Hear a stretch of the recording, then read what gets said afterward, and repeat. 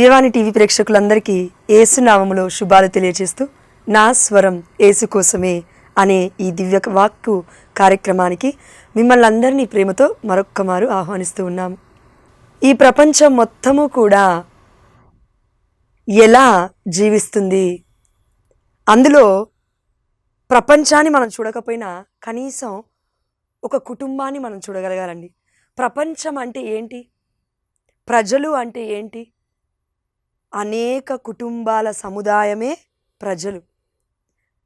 కోట్లాది మంది కుటుంబాలే ఈ యొక్క ప్రపంచముగా మారిపోతూ ఉంది. అవునా? ఎస్. ఆ దేవాతి దేవుడు అబ్రహాముకి కూడా అదే వాగ్దానం చేశాడు.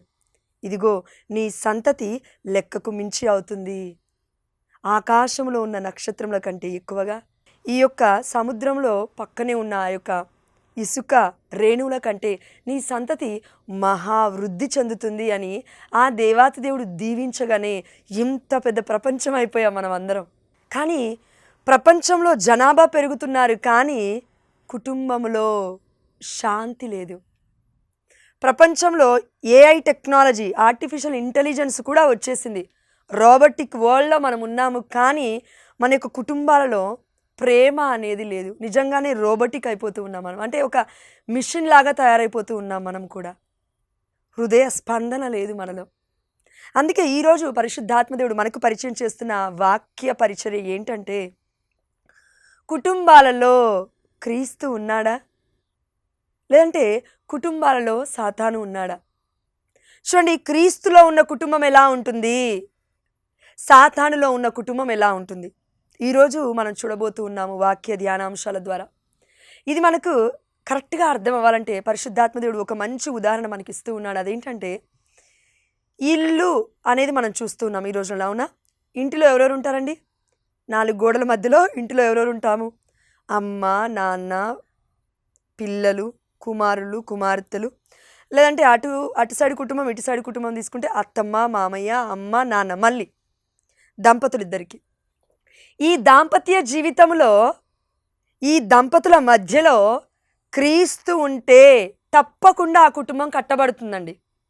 ఒక భార్య, ఒక భర్త, వారిద్దరి మధ్యలో, వారి యొక్క జీవితంలో, వారి యొక్క దాంపత్య జీవితంలో పెళ్లినాటి ప్రమాణాలు ఏ విధంగా అయితే కనతలియన కథోలిక శ్రీ సభలోకి వెళ్ళి పెళ్లి చేసుకున్నప్పుడు, ఇదిగో మరణములోను, బాధలోను, సుఖములోను, కష్టములోను, ప్రతి శ్రమలోను నిన్ను విడిచిపెట్టనయ్యా అని స్త్రీ ఆ పురుషుడితో వాగ్దానం తీసుకుంటుంది, నిబంధన. పురుషుడు స్త్రీతో, తన భార్యతో వాగ్దానము, ఒక నిబంధన చేసుకుంటున్నాడు. ఇదేంటంటే ఇట్స్ ఇటర్నల్. అంటే ఇక్కడ మన జీవిత విధానాన్ని బట్టే మనం పరలోక రాజ్యానికి వెళ్తామా లేదా అని దేవుడు డిసైడ్ చేస్తాడు, నిర్ధారిస్తాడు. అందుకే వాక్యంలో మనం సెలవిస్తూ ఉంది, మన వాక్యం చెప్తూ ఉంది. అదేంటి అంటే, పెళ్ళి, వివాహము అన్నిటికంటే ఘనమైనది, వివాహము అన్నిటికంటే గౌరవింపదగినది. ఎందుకు? ఒక గురువు రావాలన్నా కుటుంబం నుండే రావాలి, ఒక మఠకన్యా స్త్రీ రావాలన్నా కుటుంబం నుండే రావాలి, ఒక గొప్ప ప్రపంచానికి వెలుగుగా నిలబడాలన్నా కూడా కుటుంబం నుండే రావాలి, ఒక దొంగ రావాలన్నా కుటుంబం నుండి రావాలి, ఒక గొప్ప బిడ్డ రావాలన్నా కుటుంబం నుండే రావాలి, ఒక శాస్త్రవేత్త రావాలన్నా కుటుంబం నుండే రావాలి. Whatever the situation might be, ఎవరైనా కానివ్వండి, ఎలాంటి పరిస్థితులు అయినా కానివ్వండి, కుటుంబం నుంచి ఎవరు వస్తారమ్మా అంటే, వారికి ఇచ్చిన గర్భఫలము యెహోవా స్వాస్థ్యమై ఉంది కాబట్టి, ఆ గర్భఫలాన్ని ఆ దేవాదేవుడు దీవించి నీకు నాకు ఇచ్చాడు కాబట్టి ఇప్పుడు వారి యొక్క జీవితాలు ఎలా ఉన్నాయి? కుటుంబం కట్టేవారిగా మనం ఉన్నామా, కుటుంబాన్ని కూల్చివేసేవారిగా మనం ఉన్నామా? మరి ఎలా, ఏం చేయాలి? చూడండి, ఒక చిన్న ఎగ్జాంపుల్ మనం ఇప్పుడు తీసుకుందాం. ఇల్లు అంటే ఏంటి? మామూలుగా విడిచిపెట్టబడిన ఒక ఇల్లుని తీసుకోండి, ఒక గృహాన్ని తీసుకోండి. విడిచిపెట్టబడిన గృహంలో ఏమేమి ఉంటాయి? కొన్ని నెలలు, కొన్ని సంవత్సరాలు విడిచిపెడితే పక్షులు ఉంటాయి, గబిలాలు ఉంటాయి, పాములు ఉంటాయి, తేళ్ళు ఉంటాయి, లేదంటే ఏమంటారంటే దాన్ని బూజు కూడా పట్టిపోతుంది, బల్లులు తిరుగుతుంటాయి.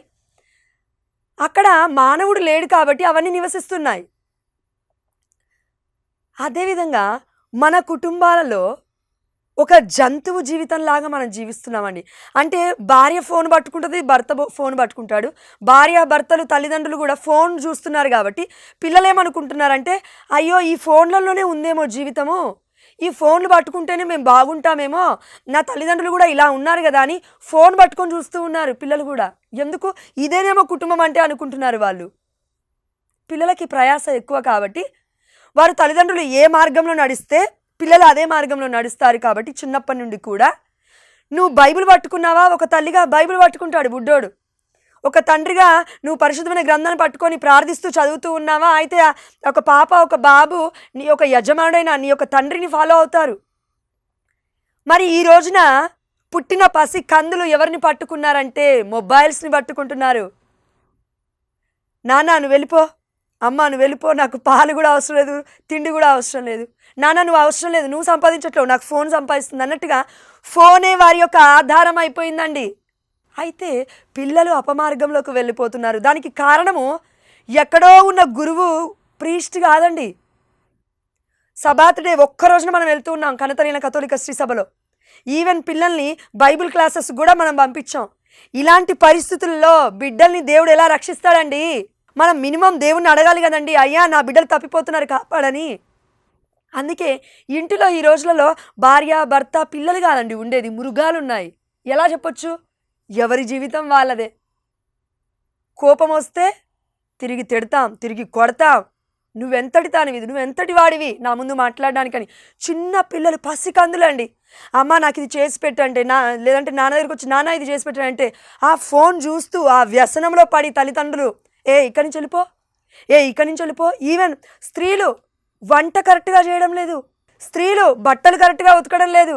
ఈ రోజుల్లో వాషింగ్ మిషన్లే వచ్చాయనుకోండి, స్త్రీలు వంటింటి పని కూడా వారికి భారం అయిపోయింది. ఎందుకంటే మొబైల్ ఉంది కదా, మొబైల్లో మేకప్ వేసుకోవడం చూస్తున్నారు, బట్టలు ఎలా ఉన్నాయని చూస్తూ ఉన్నారు, షాపింగ్లు చేస్తున్నారు.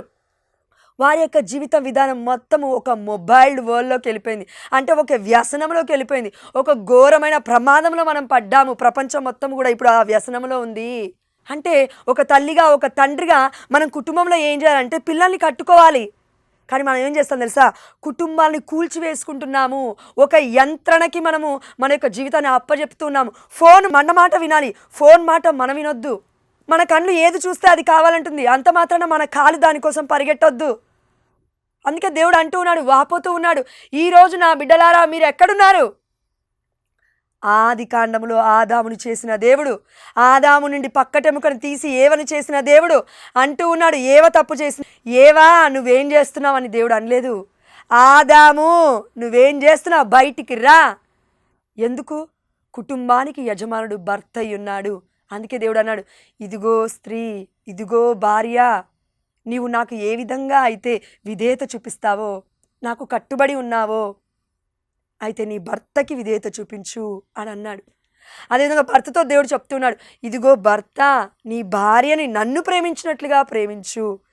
ఈ యొక్క పెళ్లి నాటి ప్రమాణాలు పంచలైపోయాయి ఈ ప్రపంచంలో. ఈనాడు కన్నతల్లి అయిన కథోలిక శ్రీ సభగా ఉండొచ్చు, లేదంటే ఇతర వేరే వర్గాలు అయి ఉండొచ్చు, లేదంటే మన అన్యులైనా ఉండొచ్చు, కథోలికేతరులు ఇంకెవరైనా అయి ఉండొచ్చు అండి. ఎందుకు పెళ్లి పెటాకులు అయిపోతున్నాయి? పెళ్లి చేసిన కొన్ని రోజులకే అండి విడాకుల వరకు వెళ్ళిపోతున్నారు బిడ్డలు. దీనికి కారణం ఒకటే, కుటుంబ వ్యవస్థ అనేది క్రీస్తులో లేదు. కుటుంబ వ్యవస్థ అనేది సాతాను చేతిలో పెట్టేశాం మనం. ఒక చిన్న ఫోన్ మనల్ని రూల్ చేస్తూ ఉంది, మనల్ని నడిపిస్తూ ఉంది. దేవుడు కదా మనల్ని సృష్టించింది. మనల్ని సృష్టించిన సృష్టికర్త బాధపడుతూ ఉన్నాడు, అయ్యో నేను ఎందుకు సృష్టించాలని వీళ్ళని. వీరికున్న టెక్నాలజీ, వీరికున్న జ్ఞానము, వీరికున్న సంపద, వీరికున్న సమృద్ధి అంతా నేనిచ్చిందే. అయితే ఇప్పుడు నన్ను పక్కకు పెట్టి ఈ యొక్క లోకంలో ఉన్న వస్తువులు పట్టుకొని పూజిస్తూ ఉన్నారు. 24 గంటలు నువ్వు ఫోన్ పట్టుకుంటున్నావంటే బైబిల్ని పక్కకు పెట్టి, బైబిల్ కాదు ఇప్పుడు నీకు నాకు దేవుడు, ఫోన్ అయిపోయాడు. సాతాను రాజ్యం వెళుతున్నాడు. అయితే నేనేం చేయలేనండి. మా ఇంట్లో దుష్టుడున్నాడండి, మా ఇంట్లో బ్లాక్ మ్యాజిక్ నడుస్తుందండి, మా మీద ఎవరో ఏదో అప్లై చేస్తున్నారండి, నల్లదారాలు కట్టుకుంటున్నామండి, మేము దర్గాకి వెళ్తున్నామండి, ఇంకెక్కడికో వెళ్తున్నామండి, అద్భుతాలు జరుగుతున్నాయండి, కానీ మా కుటుంబంలో జరగట్లేదండి, ఎన్ని చేసినా జరగట్లేదంటే అది కాదండి అర్థము. బైబిల్ పట్టుకోవట్లేదు. దేవుడు, బైబిల్ అనగా వాక్యము, దేవుడు. మొదటి యోహాను సువార్త 1వ అధ్యాయం 1వ వచనము, ఆదిలో వాక్కు ఉండెను, ఆ వాక్కు దేవుడి వద్ద ఉండెను, ఆ వాక్కే దేవుడాయెను. యోహాను సువార్త 1:14 ఆ వాక్కు మానవుడై మన మధ్య నివసించెను. Still God is alive. నువ్వు నేను పాపంలో చచ్చిపోతున్నప్పటికీ ఆ దేవాది దేవుడు బ్రతికే ఉన్నాడు మన మధ్యలో. అందుకే ఇలా మాట్లాడుతున్నాడు. దేవుడు అంటూ ఉన్నాడు, ఓ వ్యసనమా, ఓ తిరుగుబాటుదారులారా, ఓ వ్యసన పరులారా, ఇప్పటికైనా హృదయ పరివర్తనం చెంది నా వైపు చూడండి. కాబట్టి ఆ దేవాదేవుడు ఎందుకు బాధపడుతున్నాడంటే, గృహములో ఇంటిలో పక్షులు, పిల్లులు, కుక్కలు, నక్కలు, జంతువులు, పాములు, తేలు ఇవి పరిగెడుతున్నాయండి. ఎలా? మన యొక్క కోపము, మన యొక్క పగ, మన ఒంటి నిండా అవే ఉన్నాయి. కానీ దేవుడు అంటున్నాడు, దేవుడి గృహం ఇలా ఉండదు. దేవుడి గృహం అనగా ఆనందం, శాంతి, సమాధానము, ఆరోగ్యం. ఎన్ని బాధలు ఉన్నప్పటికీ, మరి ఆనాడు పునీతులు కూడా బాధలు పడ్డారు కదా, ఎన్ని బాధలు ఉన్నప్పటికీ దేవుడు ప్రేమామయుడు, ప్రేమ ఎరుగనివాడు, దేవుణ్ణి ఎరుగనివాడే. 1 యోహాను 4:8 మనం చూసి ఉన్నాం. అంటే దేవుణ్ణి ప్రేమిస్తున్నాను కానీ నేను బైబిల్ చదవలేను అని అన్నావంటే అబద్ధము నువ్వు చెప్పేది. అందుకే దేవుడు డైరెక్ట్గా చెప్తున్నాడు, ఓ అవివేకి, ఈ నైట్కే నీ ప్రాణం తీసేస్తే నువ్వేం చేస్తావు? ఈరోజు మన జీవిత విధానాన్ని బట్టి మనం ఒకవేళ ఈరోజు నైట్ లోపు చనిపోతే పరలోక రాజ్యానికి వెళ్తాం, లేదు పాప జీవితాన్ని జీవిస్తే తప్పక నరకలోకానికి వెళ్తాం. పండ్లు కొరుక్కుందురు, మొరపెట్టుదురు అక్కడి నుంచి, కానీ దేవుడికి వినబడదు ఆ సమయంలో. నరకాగ్ని నుండి మనం కాలిపోతుంటే పురుగు చావదు, అగ్ని చల్లారదు. ఇలాంటి మహాభయంకరమైన పరిస్థితి నుంచి ఆ దేవాదేవుడు కాపాడడానికి మనందరికి ఇచ్చిన వ్యవస్థ ఏంటంటే కుటుంబ వ్యవస్థ.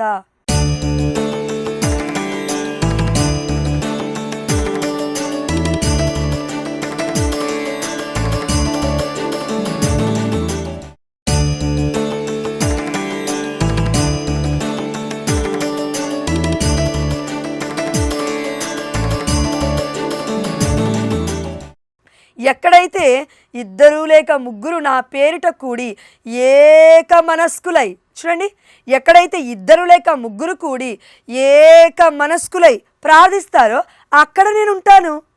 అందుకే మన పునీత మదర్ తెరేసమ్మ గారు చెప్పిన మాట, a family who praise together they stays together. అంటే ఏ కుటుంబం అయితే కలిసి ప్రార్థిస్తుందో ఆ కుటుంబము కలిసి కట్టుగా జీవిస్తుంది. ఎంతమంది మధ్యలోకి వచ్చినా ఎవరు చెడగొట్టలేరండి ఆ దాంపత్య జీవితాన్ని. అందుకే దేవుడు అంటున్నాడు, మనము మృగాలమా మనుషులమా?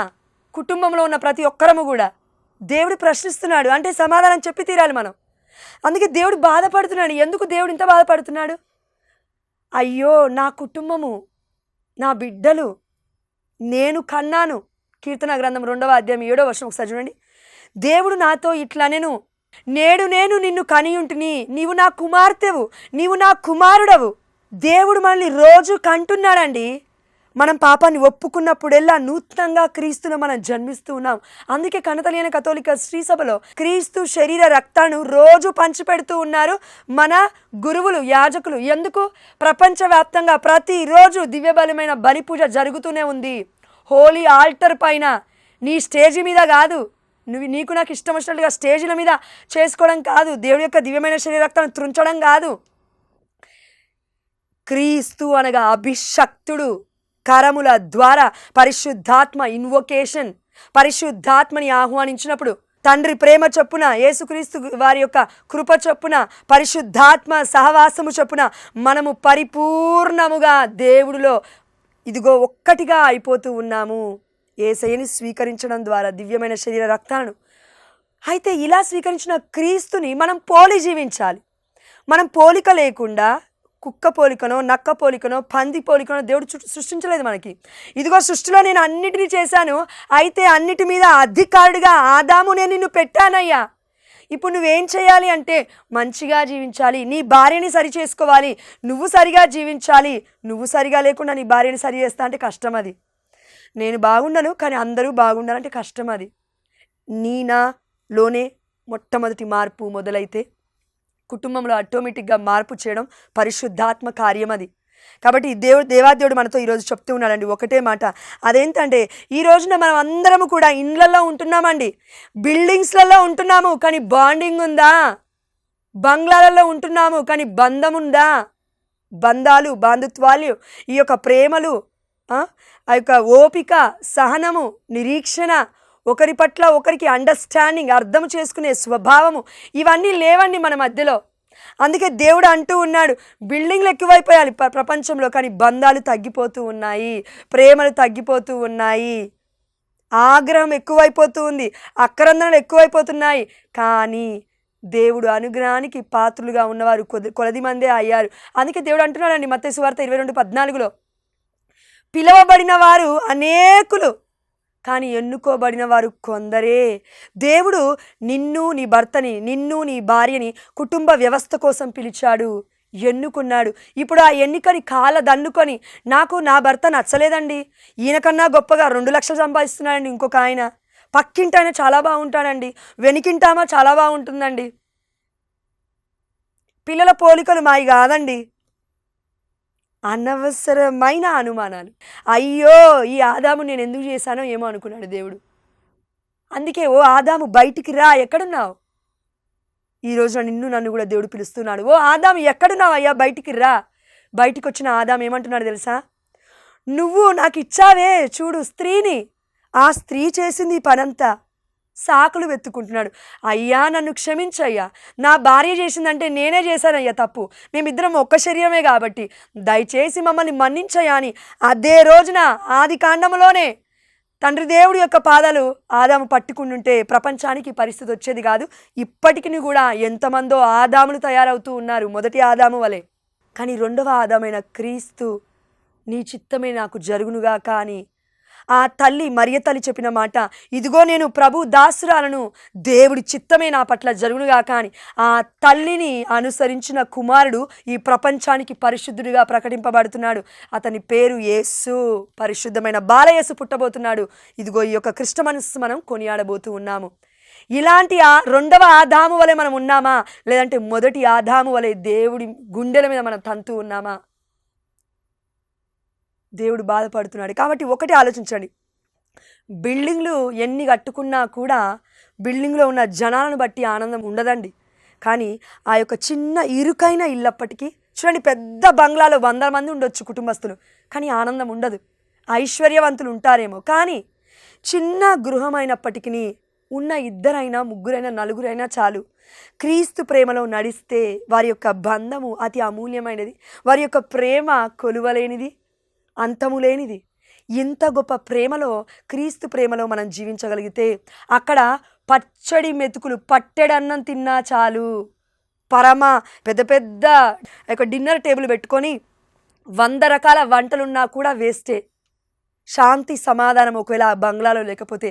కానీ ఇరుకైన ఇంటిలో ప్రేమలు ఎక్కువ, ఇరుకైన ఇంటిలో ప్రేమలు ఎక్కువ.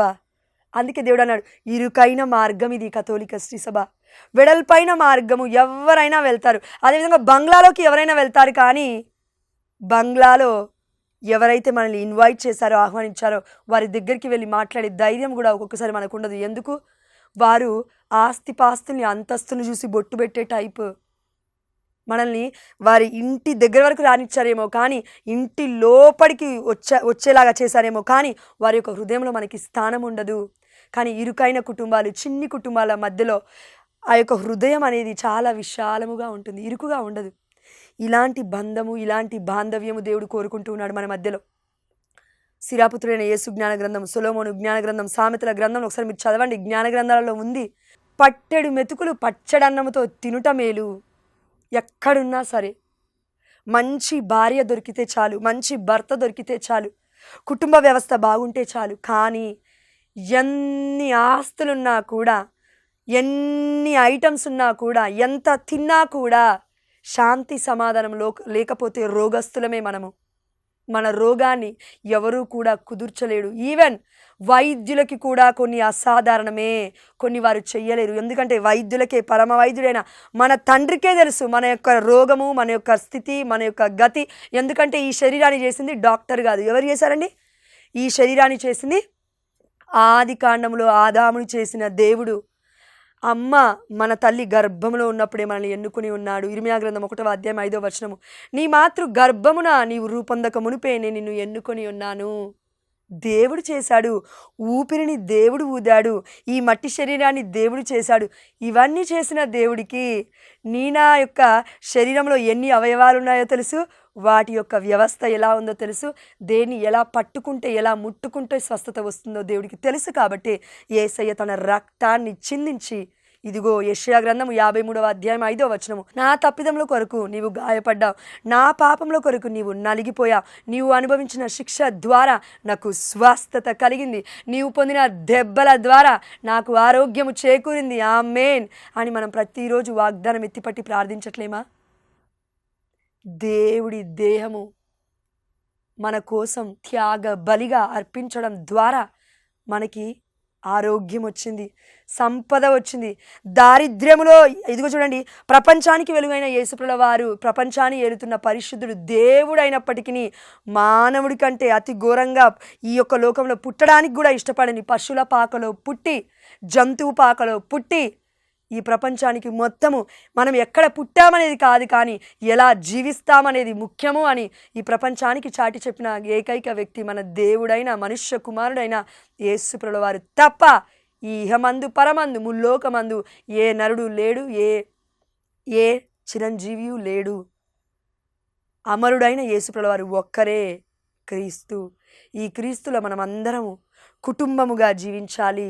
బంధము బాంధవ్యముతో, ఆనందముతో, శాంతి సమాధానముతో వర్ధిల్లాలి అని ఆ దేవాదేవుడు కోరుకుంటున్నాడు. కాబట్టి మనందరికీ ఇచ్చిన గొప్ప వరం పరలోక ప్రార్థన. ఎక్కడైతే ఇద్దరు లేక ముగ్గురు కూడి ప్రార్థిస్తామో, అయా నీ చిత్తము పరలోకమందు నెరవేరినట్లు భూలోకమందు నెరవేరిన గాక. పరలోకంలో ఏడుపులు ఉండవు, ఈ లోకంలోనే అవన్నీ. అందుకే అలాంటి పరలోకంలో ఉన్న శాంతి సమాధానముతో, ఆయుర ఆరోగ్యములతో, సిరి సంపదలతో, దేవుడిచ్చిన మహిమైశ్వర్యంతో మనమందరం వర్ధిల్లాలంటే మనము చేయాల్సింది ఒక్కటే. పరిశుద్ధమైన గ్రంథం చెప్తూ ఉంది, మత్తయి సువార్త 6:33, మొదటిగా నా నీతిని, నా రాజ్యాన్ని వెతుకుడు, దాని తర్వాత అన్నీ మీకు అనుగ్రహింపబడతాయి. ఈ లోక డబ్బులు ఎతక్కు, సంపదను ఎతక్కు, భర్తలో లోపాలను ఎతక్కు, భార్యలో లోపాలను ఎతక్కు, అనుమానాలు పెట్టుకోకు. అనుమానం పెనుభూతం సాతాను పెడుతుంది, సాతాను రాజ్యం ఎడుతుంది. జాగ్రత్త. దేవుడు అంటున్నాడు క్రీస్తులో మన కుటుంబం ఉండాలి. కాబట్టి ఆ దేవాదేవుడు మనందరికీ ఇచ్చిన గొప్ప అమూల్యమైన వస్త్రమైన దేవుడి యొక్క రక్షణ వస్త్రము ఇది పరిశుద్ధమైన రక్తముతో మనకి వసగబడి ఉంది. ఆది కాండంలో ఏ విధంగా అయితే ఆదాముకి ఏవకి దేవుడు వస్త్రాన్ని కప్పి నెట్టివేశాడో, గెంటి వేశాడో, మనందరినీ కూడా దేవుడి యొక్క పరిశుద్ధమైన వస్త్రము, రక్త వస్త్రము మనందరిపైన ఉంచి ఇప్పటికీ కూడా మనల్ని కాచి కాపాడుతూనే ఉన్నాడు. మన యోగ్యతని బట్టి కాదు, కానీ దేవుడి యొక్క కృపను బట్టి, దేవుడి యొక్క దయను బట్టి అనే విషయాన్ని మనం గుర్తుపెట్టుకొని ఈ మొదటి భాగంలో కుటుంబం గురించి తెలుసుకున్నాం. రెండో భాగంలో క్రీస్తులో ఉన్న కుటుంబం ఉదాహరణ కూడా మనం తెలుసుకుందాం. పరిశుద్ధుడా, ప్రేమగలిగిన తండ్రి, ఈ రోజును బట్టి మీకే సమస్త ఘనత మహిమ ప్రభావములు చెల్లిస్తూ, నాయన ఎంతమంది దంపతులు విడిపోతూ ఉన్నారు, విడాకులకి అప్లై చేస్తూ ఉన్నారు, శాంతి సమాధానం లేకుండా బ్రతుకుతూ ఉన్నారు. ఆ బిడ్డలందరినీ ప్రత్యేకముగా కుటుంబాలన్నిటినీ పరిశుద్ధమైన నీ తిరు హృదయానికి అంటగొడుతూ, పరిశుద్ధమైన బాలయేసు పాదాలకి అప్పజెపుతూ, మమ్మల్ని మా కుటుంబాలను 30ంతలుగా 60ంతలుగా 100ంతలుగా ప్రేమ, ఐక్యత, శాంతి సమాధానముతో యేసు నామములో, యేసు రక్తములో ముద్రించి మమ్మల్ని నీ బిడ్డలుగా ఇంకను దీవించి కాచి కాపాడమని, మాలో సఖ్యతను ఐక్యతను దాయిచ్చమని మా నాథుడైన యేసుక్రీస్తు అతి పరిశుద్ధమైన నామంలో అడిగి పొందుకుంటున్నాము మా ప్రియ పరలోకపు తండ్రి. ఆమేన్. హల్లెలూయా.